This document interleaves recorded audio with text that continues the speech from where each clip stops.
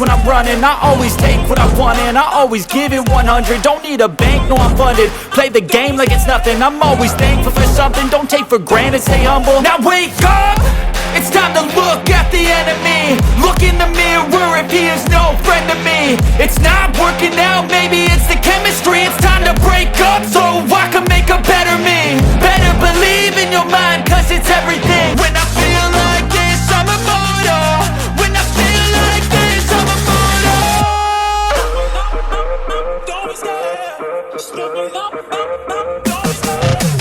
G'day everyone, welcome back to another video. Today I'm super excited to bring you this episode because it's been well overdue. It's been like 6 months, 7 months since I've done my last fish room tour and basically a fish tank tour.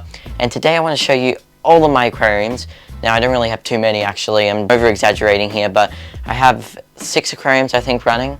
1, 2, 3. I've got 5 running, but many in the making, so I'm really excited to show you what I've got going on right now.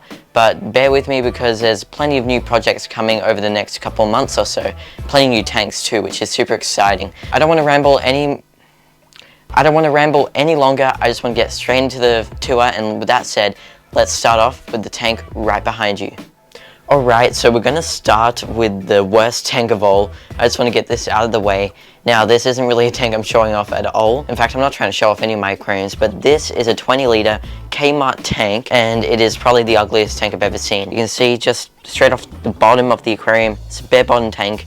For starters, I don't really like bare bottom tanks that much, but this is just covered in debris and decaying leaf matter. I hate this tank so much, but this is going to change very soon.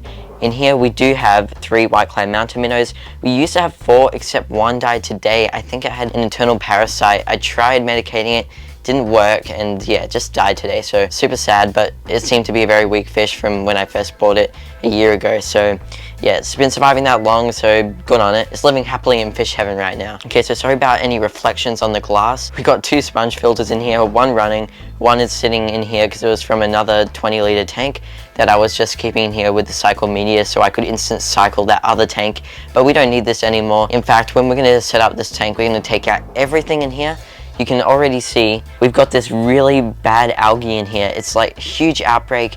I can't get rid of it. I've tried to take out all the water and clean everything down with more water, except it just won't go away. It keeps coming back and it's spreading really quickly. This tank doesn't really get much attention. I only got attention today with a top up, but I decided not to really clean the bottom even for the video, just because I'm going to completely redo this in a month or so. So until then, the fish will get a much better home. In fact, they won't even go in the new aquascape. They'll go in another tank once I get back from my holiday, which is tomorrow. Basically, not a really great tank at all. The red root floaters, they're dead. I mean, they're doing great. They look awesome. It's just the algae. They're covered in algae. They're just, yeah, they're not going to do well. But yeah, so that's what's going on in this aquarium here.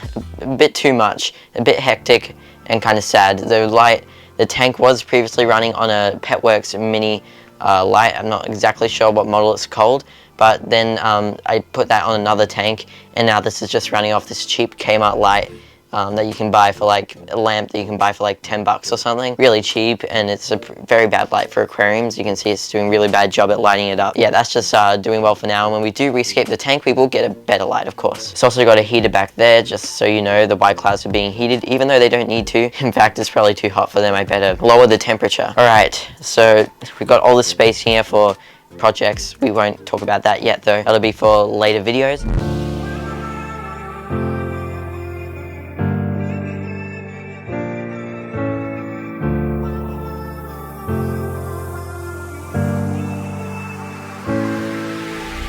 Moving across, this is a lot more exciting. So you can see straight off the bat, this is a very new setup.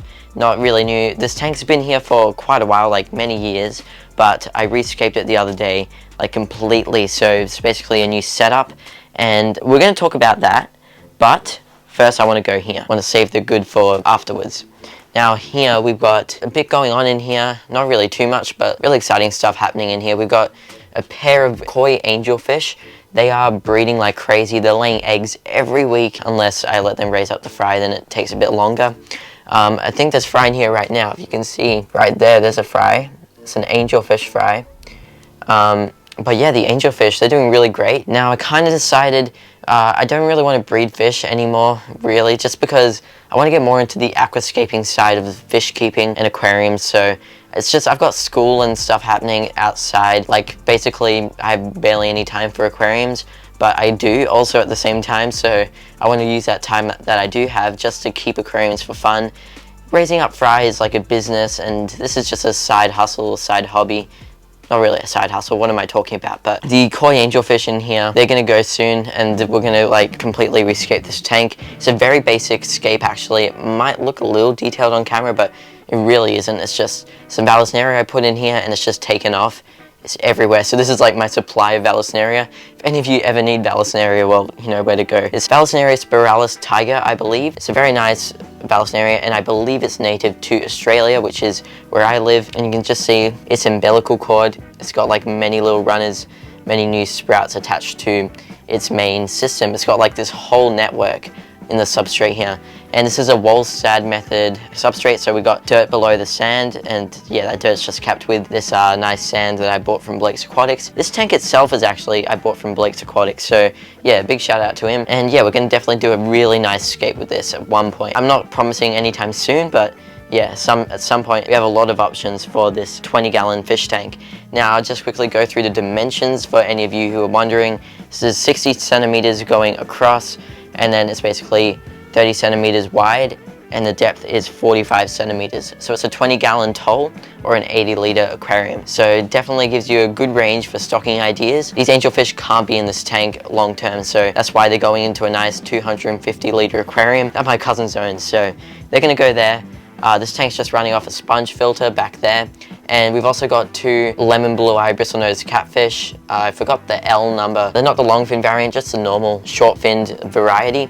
And they're doing really well. They're growing slowly, but they're getting there. And hopefully we have a male and female. I wouldn't mind a bit of bristlenose breeding, but yeah, they're doing great. They're just sucking away at the back. They're kind of getting a little bullied by the angelfish because the angelfish are super territorial with their fry and everything. So yeah, they're not really getting much of the open space here, but they've got plenty of rocks and hideouts back there. And you can see the black background really does hide out all the mechanical filtration and heating back there. You can barely see the heater and like the filters. We got filtration all here, and then we got another filter there, but it's barely recognizable besides the air bubbles there. So yeah, that looks really cool. This tank is just off an Arcglow 33 LED or something. Forgot the name, but I did a review on this light. It's great if you're just keeping a fish without any live plants, or if you're just keeping green plants in a shallow aquarium. It's really good for that, but for a tall aquarium like this, and especially I'm trying to grow some reds in here. You can see back there.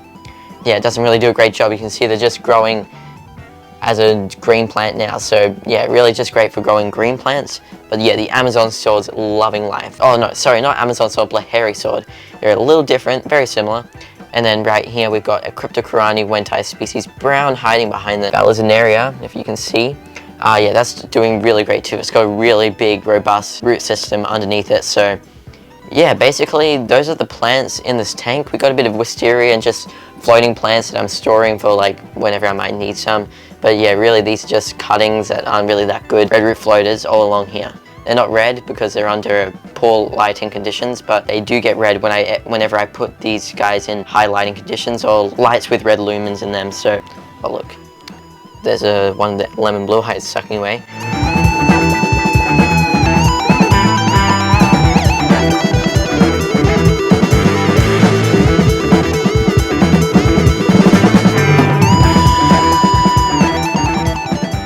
Right, let's move here. Oh, I'm so excited about this, and I actually tidied up for the video, so you're welcome. No, just fix the camera there. Right, let's take a look in here now. I just stocked it with fish today, so they're still exploring the tank.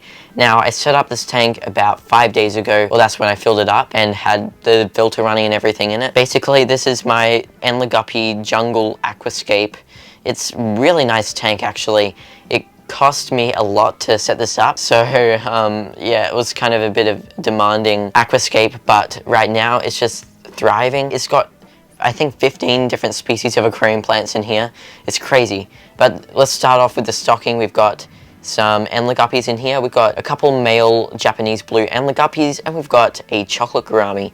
He's just chilling back there. Yeah, there you go. He's a stunner. He's not going to be in here for too long though, because a 5-gallon is way too small for a chocolate gourami, plus you need to be in a nice big group. In that case, I'm probably going to give him away and he'll go to a home, hopefully with more chocolate gouramis. Topless tank, I might get a lid in it for the future in case we ever get like fish jumping out, but I'm pretty sure with the flow here, it kind of restricts them from going to the surface and jumping out, which is good. Just hopefully this guy doesn't make a run for it. But yeah, so it's just running off a simple internal filter. Really nice, costs 20 bucks, so very cheap. It's really important that you get flow through your aquascape or just any aquarium in general, and this filter does a great job. So yeah, those are the fish we got in here. One cool thing about the Japanese blue Endler guppies is that when they breed, there's two main different color varieties you can get of Japanese blue Endler guppies, and one of them is this lyre tail variety. You can see that Endler guppy with the forked tail kind of, and then you can see the Endler guppy, like, can I put my finger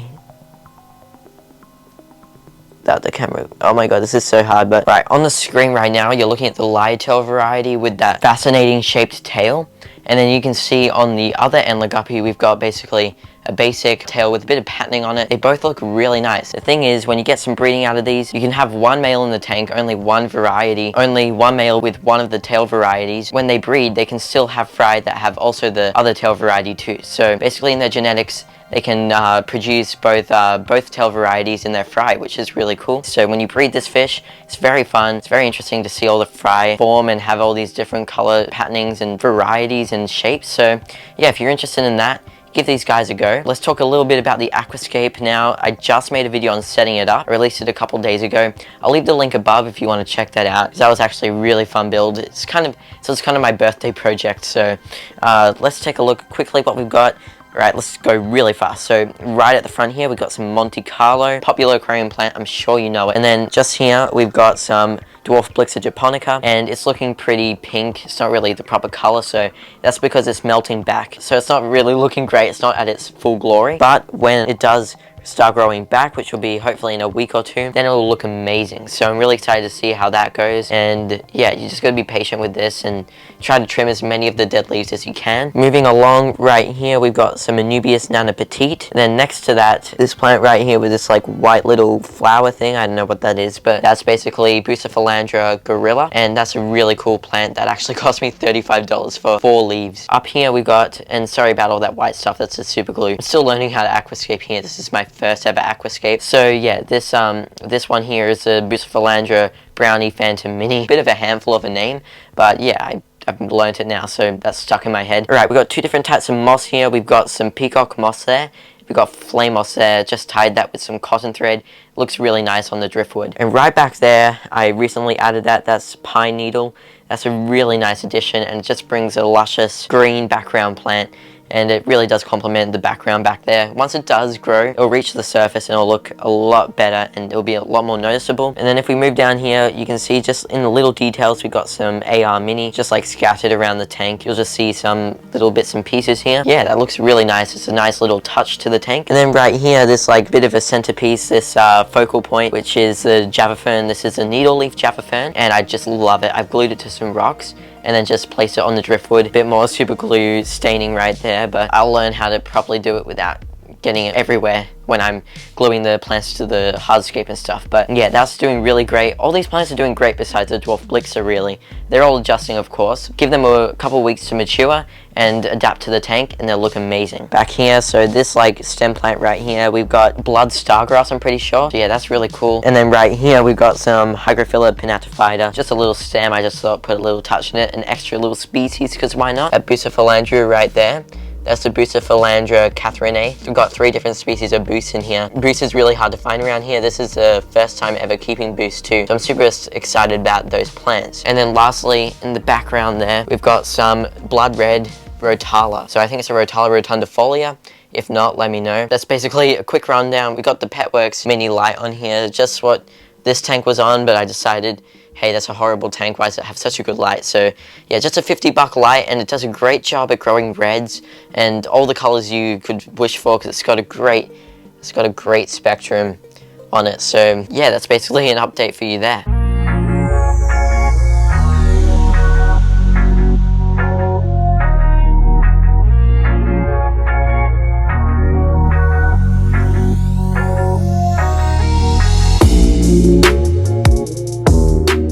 Alright, moving down below, this is kind of like my plant nursery. This is where I keep my trimmings and bits and pieces of my aquarium plants, really. If I show you, we just got some Monte Carlo floating in there. I put like a bunch of fertilizer in the water, so it's very nutrient rich, and yeah, it's just a method I found online from another YouTuber, so I thought I'd give it a try. I'm not sure if it's actually doing much, but we recently did have a little Emersed growth set up in here. That did really well, but the thing is I ripped it apart and I used the Monte Carlo that was growing in there in this tank. I ripped it apart and forgot to take a photo, and I gave away all the wisteria, so yeah, I'm sorry I didn't take a photo of it, how it was going, but it was really luscious and it was a great success. But that is basically all for this room, but we've got 2 more aquariums to get through.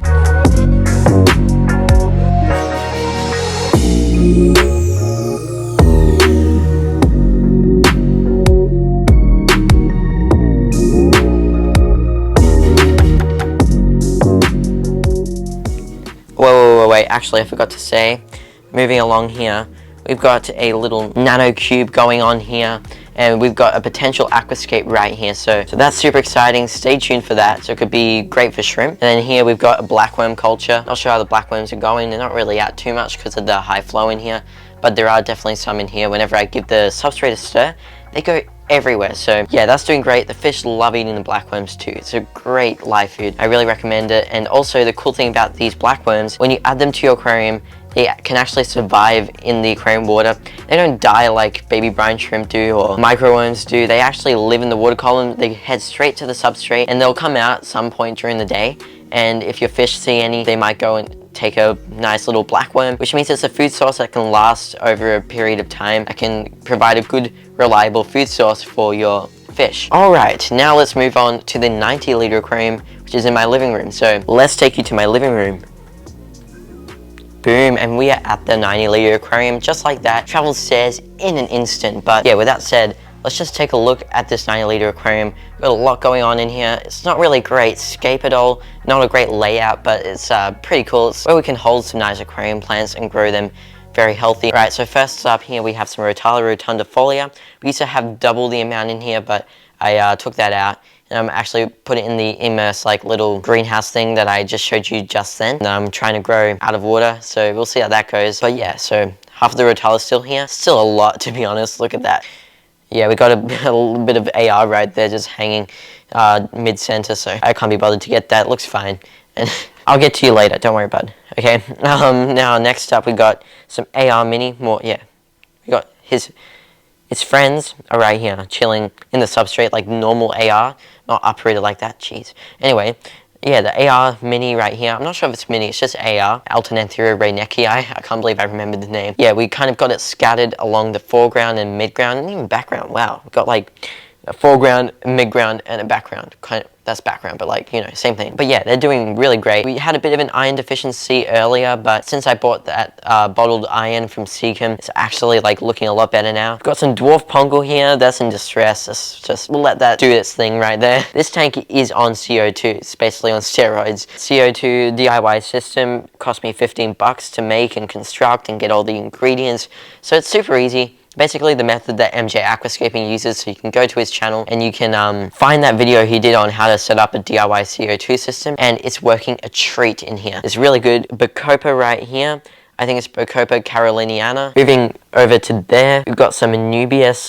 We've got a bunch of Anubias that I could use for aquascapes stuff. Oh, we got a bit of algae. I didn't even realize. It kind of looked like it was part of the Anubias. That's weird. Anyway, yeah, we've got a bit of hair algae there. Maybe that is hair algae. Maybe I'm just stupid. So yeah, we got some hair algae back there in the Anubias. We'll get that sorted, and of course black peat algae. That's been in there for many years now, so I can't get rid of it. I've tried everything. We've got some Rotala wallichii right here. Very nice. It's growing so well. I never had any success with these like fine-leafed aquarium plants, especially the pink sort of varieties, and this one has definitely got a nice pink hue at the top there, and it looks amazing. Like, I can't complain about that plant. It looks like it's found its peace in the tank, its balance, which is really good to see. And then we can see back there, we've got some Nesei triflora. It used to grow out of the aquarium. If you've seen that short, probably haven't. Who's seen my YouTube shorts anyway? So yeah, that plant was tall enough where it could grow out of the aquarium. so I had to trim it all the way back. It was so painful, but you can see it's slowly creeping up with better leaves because it was like all decaying at the bottom. And then this last plant here, I don't know the name of. I'm so sad I don't know the name of it. I think it's like a Ludwigia, but yeah, if you know, help me out here, please. Yeah, I'm pretty sure it's a Ludwigia. Let's quickly talk about the equipment. So we've got a Higa aquarium light on this one. Once again, I'm not sponsored by any of this stuff that I'm talking about today, but yeah, this Higa aquarium light is doing amazing. As you can see, if we just look at the reflection of the LED, you can see like the lumens is perfect. It's got blue, it's got red, and it's got white. It's missing the green lumens, but that's fine. The plants seem to be handling really well with it. In fact, we've got this bad light here that I've just had running. I just have it as like the background light. It just lights up the background a lot better. But yeah, this light, it's just got blue and white lumens, so it's only great at growing green aquarium plants, and it's not even that strong, so it can't get to the bottom very easily. All the plants, they're reaching for the Higa light. You can see like the way this Ludwigia grows, whatever it's called, it's like growing up to there. I mean, the Rotala is just loving this one. I think it's biased, I don't know. Yeah, the Higa light, the plants love it, and it really helps promote the pinkish hue on the Bacopa. But I hope I didn't bore all you fish people out there who are interested in the fish, not the live aquarium plants. One more thing, we do have this running on a canister filter that I clean once a year. So yeah, I'm not great with canister filters or external filters. They just don't motivate me to clean. In fact, I don't really clean my filters much at all, and they still look pretty decent actually. I won't say amazing because I've seen better in other people's aquariums. Now let's get to the exciting thing, which is the fish. Alright, let's talk quickly about what we've got at the bottom along here. We've got 4 Cory catfish, so we've got 2 bronze, 2 albino. At the time I was told that bronze and albino can go together as a group. Turns out they can't, but they're doing great anyway, so if they ever do look lonely, I can always get some more Cory catfish for this tank. There's plenty of room on the bottom, and they're basically fully grown now. They're growing really well. I don't know where they all are. They're all at the back here. They love hanging out back here amongst all this foliage and vegetation. But yeah, we've got a bronze like right there, so yeah, it's chilling on the rock. They love this rock. It's like the algae rock. It's like the cool rock. You go hang out here and you're a cool Cory catfish, yeah? Anyway, where's the bristlenose catfish? Yeah, we got a bristlenose, a big female bristlenose. She's like that big. She's massive. She's living the life in the tank. She doesn't even move much. If she was more of an active fish, I probably would move her to a bigger aquarium, which this is my biggest aquarium, so like to another person's aquarium. She's like the most chilled fish I've ever seen, besides when she's eating. She gets very ferocious towards all the other fish, which is actually pretty funny to watch, but she's really bad at it too. It's just a standard bristlenose in here. Now let's talk a bit about schooling fish we've got. So we've got a mix of neon and cardinal tetras. Actually, I haven't shown you or mentioned on the channel that we did add some neon tetras the other day. My friend, he had some neon tetras and he brought them to school and he didn't even tell me. He was like, having these neon tetras. I've ended up with these neon tetras along with the cardinals. So there's about 5 cardinals and 8 neon tetras. So there's a really big school of neon coloration in this tank, which looks really good. And the tank's not overstocked. It's doing great. We've had no fish deaths in here for so long, so that's really good to see. What my friend also gave me was 2 guppies. So this beautiful red male guppy here. I love him. And then we got this female flame red tail guppy. I don't know what that's called. It was just in the assorted guppies when I bought it with him. They'll probably breed at one point. We got more guppies. We got a female guppy there that was raised up in this tank. She raised herself up. Very impressed with her. We used to have another one of them too that looked exactly like this, but she died sadly.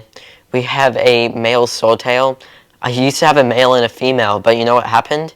Well, it turned out that female is a male, so it took her like a year longer to sexually mature, which is really weird. We can see back there he is. I always called him she because he had a triangular anal fin. It looked like it had matured. Apparently not. And it's a male. It's growing a sword now all of a sudden after a year. So if you've seen that before, let me know. So I've never seen this in my swordtails. Been keeping them for a couple of years now. Next up, we got a trio of cherry barbs. I was going to breed them, but now I don't really want to breed fish at the time being. So it looks like I'm going to have to get some more cherry barbs. Of course, I'm going to take a few fish out of this aquarium too. I love understocking aquariums. I used to be horrible at stocking aquariums. I used to overstock them so much. I had fish deaths every week, like a couple of fish die every week. It was horrible. If you want to try have as less fish deaths as possible, try understock your tank. You'll get much better results and much happier fish because they'll have more room to themselves. Unless you have a grouping fish, make sure they're all in their groups, which I need to make sure with these cherry barbs. And lastly, we better not forget this guy. He's been in here for so long. He's an OG. This is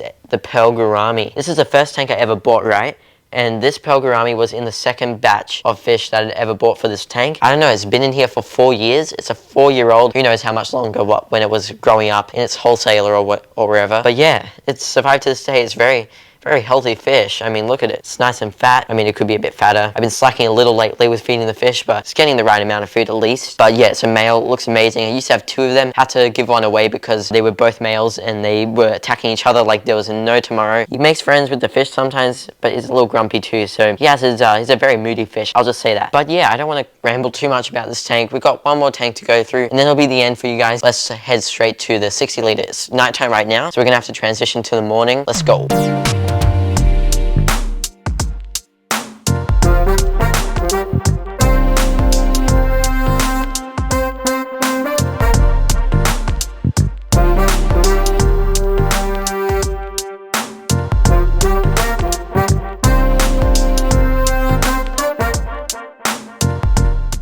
Alright, so we're here at the 60 litre aquarium. Now this is an outside aquarium, unheated, and it's the middle of winter right now, so it is very cold, meaning the water in here is freezing. Now I'm voice recording because there's lots of background noise outside. It's at the front of the house. It's basically just got running in a simple internal filter, does the job, and we've just got a couple rocks, gravel, and some fake plants because we're stuck to only one power point. But we still have the filter running and the ambient light from the sun outside. We still get some good lighting in here. You can see right now it's in the middle of the day. Now we've got a really interesting thing happening in here. We've got some zebradenios, and I wanted to try to see if these fish could easily thrive in the 14 degrees Celsius temperature, like the 60 degree Fahrenheit, really low, because they're usually good for tropical aquariums and unheated inside aquariums, but what about unheated outside aquariums in temperate areas? And it seems that they're doing really good. They've been in here for about a month now and they're thriving. It's definitely getting to 10 degrees Celsius in here. I'm not joking, it gets really freezing this time of year and the water's freezing to touch, so it's really cool to see the zebradenios. They're looking nice and healthy. They're doing really well, so that just tells us that these zebradenios, they definitely don't need a heater if you're keeping them inside, but if you're keeping them outside, definitely monitor them. But it sure is possible